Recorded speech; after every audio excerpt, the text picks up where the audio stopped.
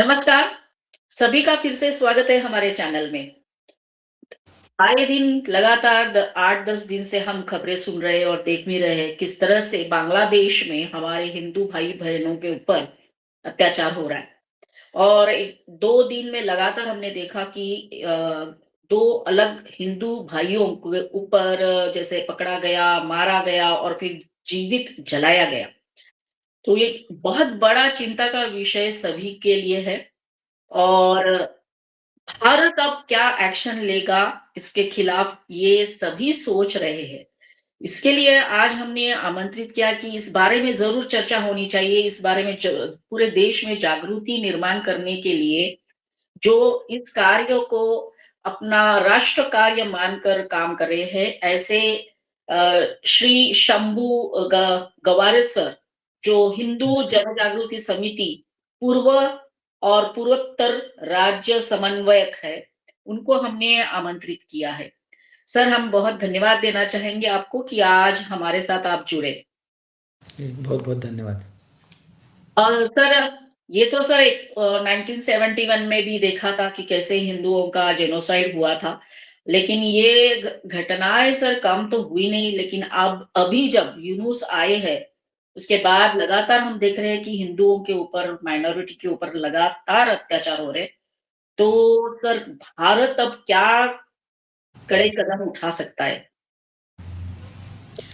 जी, ये सच में अभी इन दिनों में जो घटनाएँ हो रही है, अभी जैसे दीपू चंद्र दास की हत्या, उसको ज़िंदा जलाया गया, उसके वीडियो बना-बना कर सोशल मीडिया में डाले गए, तो इसके कारण पूरे विश्व को ये घटना पता चली। लेकिन आपको मैं यहाँ पे बताना चाहूँगा कि 1 दिसंबर से ये हत्याकांड शुरू हुआ है और हाँ, अभी तक 13 से भी ज़्यादा लोगों को वहाँ पे जलाया गया है या मार दिया गया है। अभी 2 दिन पहले एक 9 साल की लड़की को ज़िंदा जला दिया। घर लॉक करके उनके घरों को आग लगा दी, बाहर से उसको लॉक कर दिया था कि ताकि घर से कोई निकल नहीं पाए। राइट। अब ये जो घटनाएँ हो रही है ना, तो ये आपसे आज से हो रही है ऐसे नहीं है।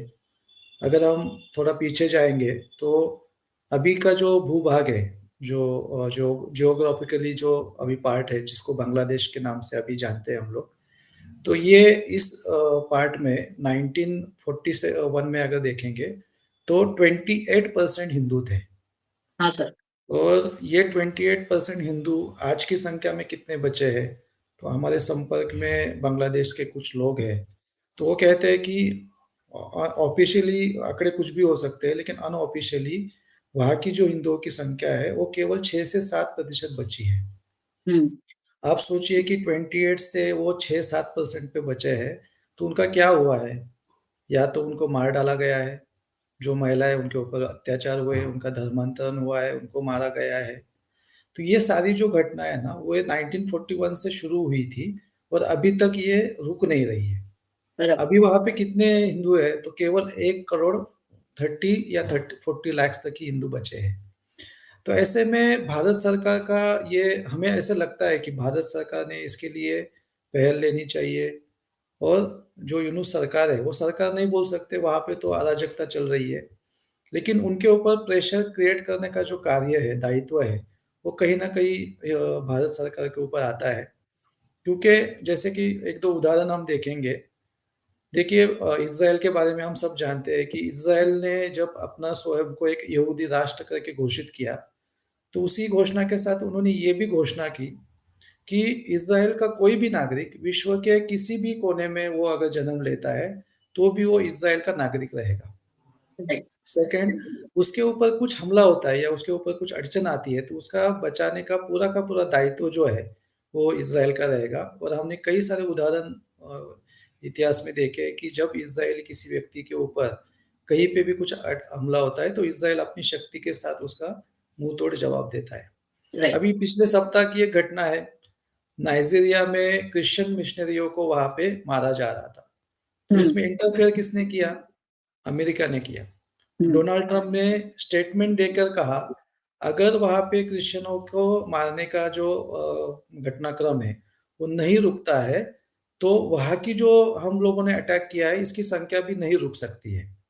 राइट। मतलब देखिए नाइजीरिया में क्रिश्चियन व्यक्ति को मारा जा रहा है, तो उसके लिए डोनाल्ड ट्रम्प खड़ा हो रहा है। उसी के साथ इज़राइल अपने नागरिकों के लिए खड़ा हो रहा है। जब भारत के बीजेपी की प्रवक्ता नुपुर शर्मा, इन्होंने जो भी वक्तव्य किया होगा उस विषय में हम नहीं जाएँगे।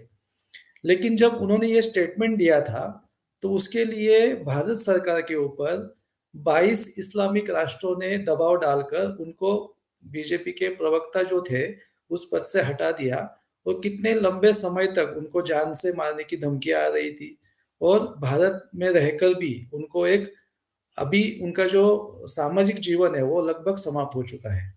हाँ, हाँ। आप सोचिए कि भारत के ही ये सबसे बड़े जो पक्ष है, उसकी एक प्रवक्ता है, जिसका सामाजिक जीवन एक सेंटेंस जो उसने किस कॉन्टेक्स्ट में कहा था, ये हम सब जानते हैं। लेकिन उसका सामाजिक जीवन खत्म कर दिया। तो आप यहाँ पे अगर 101 करोड़ 30 लाख हिंदू है, तो अल्टीमेटली उनको बचाने का दायित्व किसका आता है? हुँ, आज मोदी जी की तरफ एक विश्व नेता के रूप में देखते हैं। राइट। वो विश्व के सबसे पॉपुलर नेता है। तो ऐसे में हमें लगता है कि ये उनकी क्षमता भी है और उनका हम उनसे वो अपेक्षा भी रख सकते हैं कि वो कहीं न कहीं विश्व में कहीं पे भी हिंदुओं के ऊपर कुछ भी अत्याचार होता है, तो उसके समर्थन में खड़ा होना और उसकी रक्षा करना, ये दायित्व तो भारत सरकार का आना चाहिए। उसके लिए आवश्यक बदलाव जो है हमारे संविधान में या न्याय व्यवस्था में संवैधानिक व्यवस्था में जो भी बदलाव करना है, वो मोदी सरकार ने करना चाहिए। आपके चैनल के माध्यम से हम सरकार से ये निवेदन करते हैं कि इस प्रकार के बदलाव करे। नहीं तो वहाँ के हिंदू जो है, वो अभी जैसे पाकिस्तान में तो 1% भी बचे नहीं है। तो वही हालत बांग्लादेश के भी हिंदुओं की होगी। तो ये हमारी एक मुझे लगता है कि एक जायज़ माँग है भारत सरकार से कि किसी भी हिंदू की रक्षा के लिए भारत सरकार ने आगे आना चाहिए। ये सर जैसे आपने बताया सर कि इज़राइल हमेशा खड़ा रहता है अपने नागरिकों के लिए और उनके यहाँ तो सर ये कानून भी उन्होंने बनाया जैसे आपने बताया कि anyone can return to their own country जो लॉ ऑफ रिटर्न वो बोलते हैं। तो सर आज हमें इस तरह की कानून की बहुत ज़रूरत है ऐसा भी अब लगने लगा है कि क्योंकि हमारे पड़ोस मुल्क में ही ये सब हो रहा है। जी। देखिए, इसमें और एक बात यहाँ पे मैं जोड़ना चाहूँगा कि आज भारत में मतलब आज से लगभग 2010 या 12 की बात रहेगी। 5 से 6 साल पहले भारत में जो अनऑफ़िशियल बांग्लादेशी मुस्लिम हैं, उनकी संख्या 2 करोड़ के लगभग है, ऐसे बताया गया था। हुँ, मैं खुद बंगाल में प्रवास करता हूँ, तो बंगाल की जो ग्राउंड रियलिटी है, वहाँ पे जो चर्चा होती है, उसमें केवल बंगाल में ही 1.5 से 2 करोड़ मुसलमान हो सकते हैं। तो आप सोच के चलिए कि पूरे भारत में अगर हम देखेंगे, तो कम से कम 5 करोड़ मुसलमान, बांग्लादेशी मुसलमान जो है, वो घुसपैठ करके यहाँ पे बैठे हुए हैं। उसका पूरा का पूरा खर्चा जो है, वो भारत सरकार उठा रही है और वो हमारी जो राष्ट्रीय संपदा है या राष्ट्रीय संसाधन है, उसके ऊपर पूरा का पूरा लोड आ रहा है। बराबर। ये कि जो घुसपैठ करके यहाँ पे बैठे हैं, उनके लिए भारत सरकार व्यवस्था कर रही है। बीच में तो दिल्ली में आप सरकार ने उनके लिए घर बनवाने की भी घोषणा की थी। हुँ, लेकिन जहाँ पे केवल 1 करोड़ 40 लाख हिंदू वहाँ पे बचे हैं, मतलब उससे चौगुना तो बांग्लादेशी घुसपैठ यहाँ पे आए हुए हैं। तो ऐसे में मुझे लगता है कि भारत सरकार ने कड़े कानून बनाने चाहिए, बांग्लादेश के ऊपर प्रेशर क्रिएट करना चाहिए। अंतर्राष्ट्रीय स्तर पर इस विषय को लेकर जाना चाहिए और कहीं न कहीं ये जो 1 करोड़ 40 लाख हिंदू बचे हुए हैं, उनकी पूरी की पूरी ज़िम्मेदारी जो है, वो भारत सरकार ने, मोदी सरकार ने लेनी चाहिए। उनकी सुरक्षा और उनको एस्टेब्लिश करना, ये दोनों भी जो बातें हैं, वो भारत सरकार अगर करती है, तो कहीं न कहीं जो हिंदू हैं, उनको एक बल मिलेगा, उनको सपोर्ट मिलेगा और उसके कारण उनका बचाव भी होगा। ग्रेट। आज छोटे-छोटे बच्चे हैं, लड़कियाँ हैं, उनके ऊपर रेप हो रहे हैं, लेकिन उनकी रक्षा करने के वाला कोई नहीं है। एक अच्छी बात है कि अभी कहीं न कहीं भारत में कुछ जगह पे उसके विरोध में आंदोलन हो रहे हैं, लेकिन ये उसका उपाय परमानेंट उपाय एक ही है कि भारत सरकार ने इसका दायित्व लेना चाहिए। पूरा का पूरा रिस्पॉन्सिबिलिटी अगर भारत सरकार लेती है, तभी ये संभव हो सकता है। हाँ, बिल्कुल सर, जैसे आपने बताया कि भारत में कई जगह पे इसका विरोध हो रहा है। इवन सर लंदन से भी कुछ पिक्चर्स आई है कि कैसे हिंदू वहाँ पे खड़े हो गए बांग्लादेश के खिलाफ आवाज़ उठाते हुए। लेकिन सर दूसरी बाजू ये है सर कि जो लोग ऑल आइज ऑन रफा कहते थे, उनकी आवाज बंद है सर, इतना सब देखने के बावजूद। जी। ये जो ऑल आइज ऑन रफाज के जो गिरोह था, तो ये सब अपॉर्चुनिस्ट लोग हैं। उनको किसी के बारे में कुछ लेना देना नहीं रहता है। जैसे ही भारत के विशेष करके हिंदुओं के विरोध में कुछ भी आता है, तो वो तुरंत खड़े हो जाते हैं। लेकिन जब उनके पक्ष में बोलना रहता है, तो आज पूरे बॉलीवुड इंडस्ट्री में केवल पिछले सप्ताह में एक वो जो ये जाह्नवी कपूर नाम की एक हीरोइन है, हाँ। उन्होंने एक स्टेटमेंट दिया है कि ये जो हो रहा है, ये बहुत ही गलत हो रहा है। राइट। लेकिन आज आप जो खुद को एकदम देशभक्त कहने वाले जो भी बॉलीवुड स्टार रहेंगे, उससे लेकर ये जो ऑल आइज ऑन राफाज की गैंग है, ये लोग कभी भी बांग्लादेश या हिंदुओं के ऊपर जब अत्याचार होता है, तो उनके मुंह बंद हो जाते हैं। तो ये राइट। उनका दोगलापन है, और ये सेक्युलर का चोला पहने हुए जो लोग हैं, वो वास्तविकता में एंटी हिंदू है, ऐसा हमारा मानना है। तो इनको एक्सपोज़ करने की आवश्यकता है। और इसलिए राइट। बीच में बहुत बड़ी मात्रा में बॉयकॉट बॉलीवुड का ट्रेंड चला था। वो इसी के लिए चला था कि ये लोगों को अ, वहाँ पे पैलेस्टाइन में क्या हो रहा है उसके लिए उनकी चिंता है, लेकिन जो भारत और विदेश में हिंदुओं के साथ हो रहा है, उसके बारे में वो कुछ भी बोलना नहीं चाहते। तो ये ये उनका दोगलापन है, और इसको एक्सपोज़ मुझे लगता है अभी हो रहे हैं वो लोग अपने से ही। ये सर, मैं अभी और एक बात यहाँ बताना चाहूंगी, आपको शायद पता भी होगा, लेकिन आप उनका नाम नहीं लूंगी। वो लोग सर, हमने देखा था लास्ट टाइम बैग लेके पार्लियामेंट में गए थे, और उस पे लिखा हुआ था गाजा वगैरह जी, जो। आज जी, उन लोग ही सर ये पूछ रहे हैं कि बांग्लादेश में हो रहा है हिंदुओं के साथ, तो इसमें हम क्या कर सकते हैं? ऐसे भी स्टेटमेंट जी, आए थे। जी, जी। मुझे लगता है कि ये एक एंगल से अगर विचार करेंगे, तो ये अच्छी घटना है। अच्छी घटना इन द सेंस ये है कि ये इनकी जो असली चेहरे हैं, ये अभी लोगों को ध्यान में आ रहे हैं। जब कोई पैलेस्टाइन का बैग लेकर वहाँ पे जाते हैं, और बांग्लादेश के बारे में वो और उनके पति जो स्टेटमेंट देते हैं, तो उससे इनका जो रूट है, वो जैसे बार-बार सोशल मीडिया में या अलग-अलग जो हिस्टोरियन है वो बताते हैं कि ये तो खान है। तो कहीं न कहीं ये स्वयं को वो मतलब जिस प्रकार से राहुल गांधी जो है विपक्ष के नेता होते हुए भी मोदी सरकार, भारत सरकार के बारे में विदेश में जाके गलत-गलत स्टेटमेंट देते हैं। तो ये हुँ, तो राष्ट्रद्रोही है, इनके ऊपर तो राष्ट्रद्रोह का केस लगना चाहिए। तो उसी प्रकार से ये जो लोग हैं, जो बांग्लादेश में हिंदुओं के बारे में जो हो रहा है, उसके बारे में स्टेटमेंट दे रहे हैं। शत्रुघ्न सिन्हा हुँ, टीएमसी के नेता हैं, और वो हुँ, क्या कह रहे हैं कि हमें पता नहीं है, हम क्यों बांग्लादेश में हो रहे बातों के बारे में हम चर्चा करें। उनसे कोई एक्सपेक्टेशन नहीं है, क्योंकि बिहार का एक व्यक्ति आकर आसनसोल में चुनाव लड़ता है, और टीएमसी के इसके ऊपर चुनाव चढ़ता है और लड़ता है और जीतता है, तो उससे तो कोई एक्सपेक्टेशन नहीं कर सकता। लेकिन मुझे इतना ही कहना है कि ये जो दोगले लोग हैं, ये एक्सपोज़ हो रहे हैं। बराबर। लेकिन एक अच्छी बात यहाँ पे ये भी हो रही है कि अभी कुछ दिनों से, जैसे आपने कहा, तो बहुत सारे संगठन जो है वो आगे आ रहे हैं। हुँ, जैसे हिंदू जन जागृति समिति है, हिंदू राष्ट्र समन्वय समिति है, विश्व हिंदू परिषद है। बंगाल में मैं प्रवास करता हूँ, तो वहाँ पे श्री राम स्वाभिमान परिषद, अंजनी पुत्र सेना, ऐसे कई सारे संगठन हैं, जो हर दिन रास्ते में आ रहे हैं। और वहाँ पे जो बांग्लादेश में हिंदू है, उनके लिए वहाँ पे लड़ रहे हैं। यहाँ की सरकार को बार-बार डिमांड कर रहे हैं कि वहाँ के हिंदुओं की रक्षा करना आपका दायित्व है। हिंदू बिल्कुल। जन जागृति समिति और हिंदू राष्ट्र समन्वय समिति ने पूरे भारत में अलग-अलग राज्यों में भारत सरकार को ज्ञापन देकर उनसे ये डिमांड की है कि ये जो विषय है, वो अंतर्राष्ट्रीय स्तर पे जाना चाहिए। भारत सरकार ने इसमें इंटरवीन करना चाहिए। तो ये राइट। एक जागृति का भाग है, लेकिन इससे केवल ये पर्याप्त नहीं है, इसके लिए हमें और भी बड़े स्तर पर कार्य करने की आवश्यकता है। तो सर अभी हम देखते हैं सर, कुछ भी हो जाता है तो ह्यूमन राइट्स वाले खड़े हो जाते हैं हमेशा। तो अभी इनकी भी आवाज़ नहीं है सर, कि क्योंकि तो ज़िंदा जलाया गया है सर, सबने देखा हुआ है। जी, तो कहीं पे भी जी, ये ह्यूमन राइट्स की भी आवाज़ नहीं आ रही है। हमने यूनाइटेड नेशंस में भी देखा कि किस तरह से ये खड़े हो जाते हैं भारत के खिलाफ हमेशा। तो ये भी बहुत चौंकाने वाली बात है सर, ह्यूमन राइट्स वाले भी गायब हो गए, अवार्ड वापसी वाली गैंग भी गायब हो गई।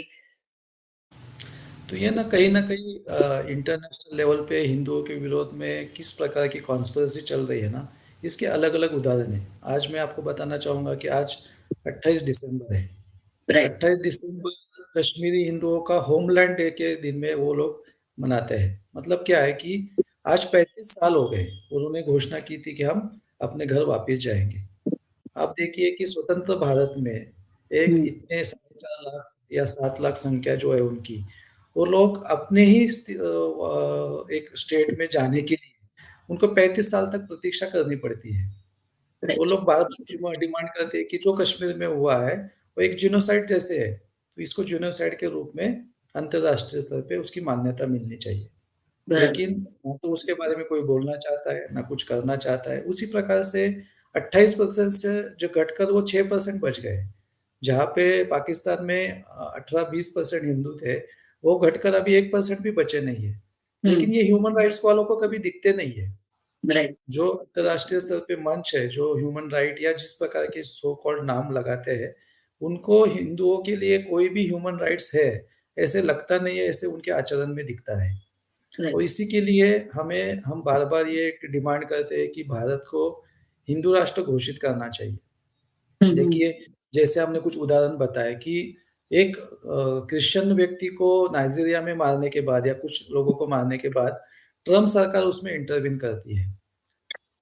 या एक स्टेटमेंट आने के बाद 22 इस्लामिक कंट्री उसके लिए भारत सरकार के ऊपर दबाव डालती है। लेकिन फिर भारत के जो हिंदू हैं या विश्व के जितने भी हिंदू हैं, तो इनके लिए क्या है? इसीलिए हम बार-बार हिंदू जनजागृति समिति पिछले 25 वर्षों से यही डिमांड बार-बार कर रही है कि भारत को हिंदू राष्ट्र घोषित करना क्यों आवश्यक है?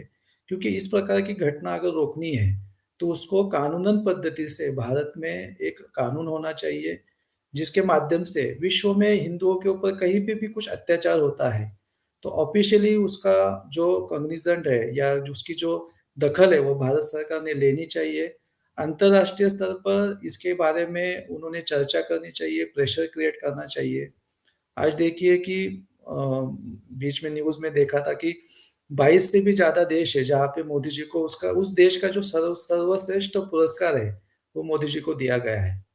तो हाँ, मुझे लगता है कि मोदी जी जैसे व्यक्ति के अंदर वो क्षमता है कि वो भारत को हिंदू राष्ट्र घोषित करके उसकी जो पुनर्वैभव है भारत का, वो उसको पुनर्वैभव दिला सकते हैं और इसकी शुरुआत 22 जनवरी को श्री राम मंदिर के स्थापना से हुई थी और अभी जो बीच में धर्म ध्वजा लगी है, तो हुँ, मुझे लगता है कि वो उस दिशा में एक कदम है ऐसे हम मानते हैं।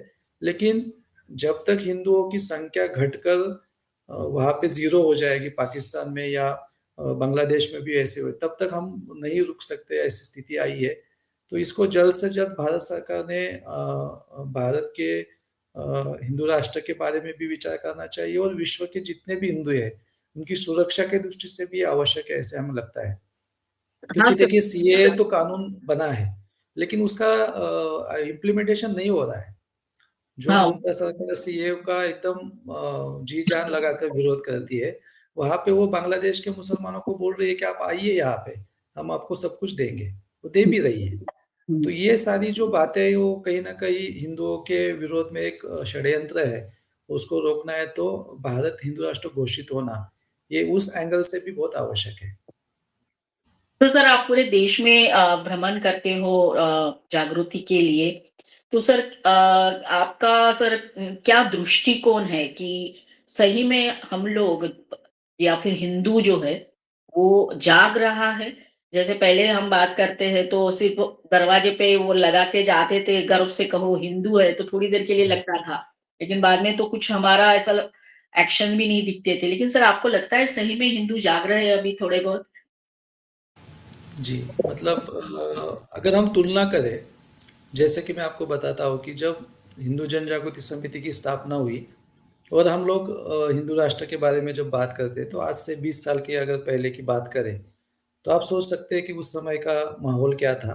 हुँ, तो उस समय पे हिंदू राष्ट्र शब्द बोलना भी लोग अलग नज़र से देखते थे। मुझे याद है कि मैं महाराष्ट्र से बिलॉन्ग करता हूँ, वहाँ पे प्रवक्ता के रूप में अलग-अलग चैनल पे जाना होता था।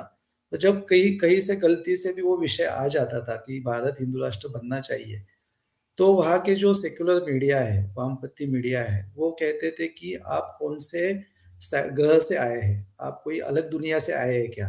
ये किस हुँ, प्रकार की बातें आप करते हैं? लेकिन आज अगर देखेंगे तो मुझे नहीं लगता है कि सोशल मीडिया के माध्यम से या अलग-अलग प्रकार से संसद में भी इसकी चर्चा हुई है। तो ये जो हिंदू राष्ट्र का विषय है, तो उसके बारे में समाज में सच में जागृति बढ़ी है। और इसका एक प्रमाण यहाँ पे देखने को मिलता है कि बंगाल जैसी जगह पर, जहाँ पे हिंदुओं को इतना दबाया जाता है, प्रताड़ित किया जाता है, कुछ साल पहले अगर ममता को किसी ने जय श्री राम करके तो बोल दिया, तो गाड़ी रोककर उसको वो उसके ऊपर चिल्लाती थी। इसका इसका वीडियो हमने देखा है। बराबर, आज वही ममता बनर्जी वंदे मातरम और जय हिंद के नारे के बारे में पत्रकारों को बता रही है कि ये हमारा संवैधानिक अधिकार है। वंदे मातरम ये हमारी स्वतंत्रता की नारा है, तो ये बराबर, हम हमारा हमें लगाने का इसका हमारा अधिकार है। वही ममता बनर्जी बंगाल में बड़ा-सा हम सब मायापुर के बारे में तो जानते हैं, लेकिन राइट, उसी के साथ जगन्नाथ भगवान का एक बहुत बड़ा मंदिर वहाँ हुँ, पे बना है और श्री राम जी का भी मंदिर बनाने की घोषणा हुई है। राइट, तो मुझे लगता है ये कहीं न कहीं हिंदुओं में जागृति हुई है, हो रही है, लेकिन उसकी गति बहुत बढ़ाने की आवश्यकता है। राइट, आज हिंदू जनजागृति समिति के माध्यम से जब हम पूरे भारत में ये कार्य जब हमारा चल रहा है, तो हम लगभग पिछले 12 सालों से एक अभियान हमने चलाया है कि भारत के जितने भी हिंदू संगठन हैं, वो एक मंच पे आएँ हुँ, और भगवान श्री कृष्ण की कृपा से हमारे गुरुदेव जी, जिनकी प्रेरणा से ये कार्य चल रहा है, सच्चिदानंद परब्रह्म डॉक्टर आठवले जी, उनकी कृपा से आज 1000 से भी ज़्यादा संगठन जो है, वो एक साथ जुड़कर हिंदू राष्ट्र का समर्थन कर रहे हैं। गोवा में 2000 मई 2025 में सनातन राष्ट्र शंकरनाथ महोत्सव ये का एक भव्य कार्यक्रम हुआ। 31,000 हिंदुओं ने उसमें पार्टिसिपेशन किया। अभी दिसंबर में दिल्ली के भारत मंडपम में ये कार्यक्रम हुआ। यस, आपने भी उसके बारे में एक कार्यक्रम किया था और उसमें भी लगभग 800 से भी ज़्यादा संगठन के 3000 प्रतिनिधि जो है, वो इस कार्यक्रम में सहभागी हुए। तो ये राइट, 3000 लोग नहीं थे, तो ये 800 संगठन थे। तो ये मुझे लगता है कि कहीं न कहीं एक जागृति के लक्षण है, लेकिन हमें यहाँ तक रोक कर नहीं चलेगा। इसके लिए हमें और भी गति बढ़ाने की आवश्यकता है, हिंदुओं को जागरूक और संगठित करने की आवश्यकता है, ऐसा लगता है। यस। और रिसेंटली सर संगत अपने मोहन भागवत जी का भी ऐसा ही एक बयान आया था कि भारत पहले से ही हिंदू राष्ट्र है और हिंदू राष्ट्र रहेगा। जी। तो ये मतलब सही है, क्योंकि भारत जो है वो संवैधानिक रूप से अभी हिंदू राष्ट्र नहीं है, वो सेक्युलर बनाया हाँ, गया है कॉन्स्पिरेंसी करके। लेकिन अगर हम मूलतः अगर देखेंगे तो भारत हिंदू राष्ट्र ही है। लेकिन अ, उसको संवैधानिक रूप से मान्यता दिलवाना, क्योंकि ये कॉन्स्पिरेंसी हुई है। हाँ, भारत का जो हिंदू राष्ट्र का एक स्टेटस था, इनडायरेक्टली ही था, लेकिन वो स्टेटस था। लेकिन कहीं न कहीं ये सेकुलर सोशल शब्द डालकर उसको सेकुलर बनाया गया। हिंदुओं के मन के ऊपर वो 75 साल से अंकित किया गया और उसका परिणाम ऐसा है कि मोस्ट ऑफ द हिंदू जो है वो सेकुलर बन चुके हैं। उनको हिंदुत्व के बारे में कुछ पता नहीं है। तो उसका प्रभाव ये है कि हम हमारे स्कूलों में गीता नहीं पढ़ा सकते। तो हुँ, इसीलिए ये होना बहुत आवश्यक है कि संवैधानिक रूप से भी इसको मान्यता मिलनी चाहिए और जब संवैधानिक रूप से मान्यता मिलेगी, तो मुझे लगता है कि ये सारे जो अत्याचार है, वो रोकने के लिए कानूनन व्यवस्था निर्माण होगी। तो इसके यस, लिए ये संवैधानिक रूप से भी होना बहुत आवश्यक है। Right sir. और उसके सिवा होगा भी नहीं सर, जब तक संविधान में कुछ ना हो, तब तक तो जी। होगा ही नहीं सर। और सर अभी किसी ने सर कोर्ट में पीआईएल या ऐसा कुछ किया है सर, जो अत्याचार हो रहे हैं हिंदुओं के खिलाफ, उसके लिए? जी, मतलब इसके बारे में संवैधानिक रूप से और कानूनन रूप से भी ये कार्य चल रहा है। और सीएए का जो कानून बना है, उसमें भी बांग्लादेश और पाकिस्तान से जो हिंदू यहाँ पे आना चाहते हैं, तो हुँ, उनकी व्यवस्था भारत सरकार ने करने की घोषणा तो की है। तो और ये जो अत्याचार हो रहे हैं, उसके ऊपर अभी भारत सरकार की तरफ से भी ऑफ़िशियल स्टेटमेंट आना शुरू हुआ है। लेकिन जिस प्रकार से और जिस पद्धति से ये सब हो रहा है, एक प्रकार का जिनोसाइड हो रहा है वहाँ पे, तो उसको रोकने के लिए भारत सरकार ने और कड़े कदम उठाने चाहिए। इसमें मैं आपको बताना चाहूँगा कि हिंदू जन जागृति समिति ने जो सरकार से माँगे रखी है, वो मैं आपको यहाँ पे बताना चाहूँगा कि भारत सरकार जो है, वो जो अभी हमले हो रहे हैं, तो इसका ऑफ़िशियल कंडेम उन्होंने करना चाहिए। जो राइट, हुआ है बहुत ही सॉफ्टली हुआ है, जितनी मात्रा में और जिस प्रकार से जिस मंच पे होना चाहिए, वो अभी तक हुआ नहीं है। तो इसका निषेध जो है वो भारत सरकार ने ऑफ़िशियली करना चाहिए।